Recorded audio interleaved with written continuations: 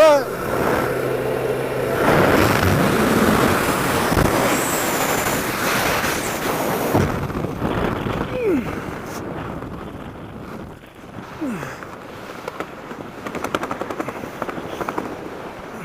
So once you get open, I think it's a good idea to fly your parachute across the jump run. And if it's windy, you can angle it on a 45-degree angle up the jump run so that you're partially holding into the wind. So that'll minimize your ground track, your ground speed, and keep you where you want to be, which is in a power position upwind.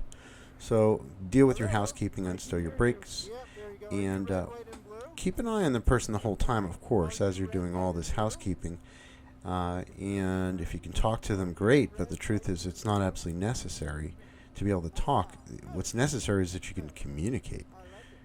So, I mean, for me, obviously, I'm really enjoying having radios, but I'm able to point and have a kind of a sign language that we establish ahead of time. So once you get together with the person, side by side, I find is the best formation.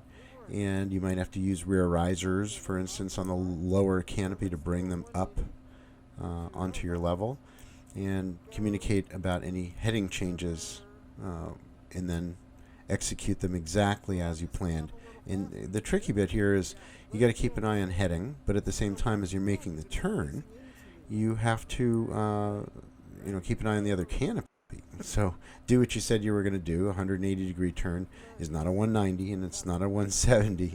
You'd be surprised how much that can mess you up. You can really find yourself either real far apart or really close together if you do one of these turns less or more than you planned.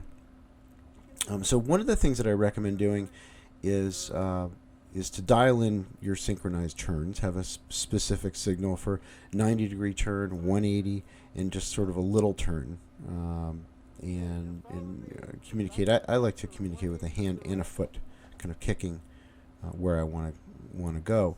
But one of the other things I find is real useful is what we're doing right here is follow the leader. So he's behind me, and I'm having him kind of chase me around, and sometimes they get a little far away, like he did here. But I try to give them a chance to think about how they want to get back together.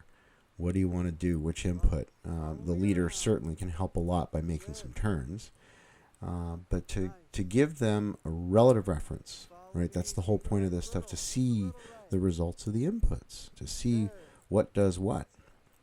And I think there's nothing more valuable. It's kind of like the wall of the wind tunnel that tells you the truth about what you're really doing. So have a clear break-off signal. Maybe that's kicking your legs or running your legs or something like that, and have a plan for who's going to spiral down and who's going to float in brakes to create vertical separation so you're not landing at the same time. It's kind of unpleasant to see the person that you were just flying with and tried to get away from, and here you are on base leg, and they're kind of crowding your style. So with a small fast canopy like I'm using here, it's really easy for me to make a couple little steep turns and I'm gone, especially if my partner has a bigger parachute and they're floating in some brakes. So I'm sighting in my pattern, and although I do like to emphasize the benefits of a 4-point pattern, when you get the hang of it and you get the sight picture, it's not absolutely necessary. So here I just flew a 3-point pattern, diving in on the front risers towards the P's, leveling it out using the rears, switching to brakes relatively early because I was a little close to the target, and that resulted in finishing my landing at the pea gravel instead of tapping it and going by. So just a couple thoughts about formation flying. There's a lot more to talk about, but this is it's a good start for you. I think you're really, really going to enjoy this stuff. Just keep your eyes on each other and communicate with the other jumpers about what you're doing if you're going to be open and high. As long as you're having fun, well, do everything.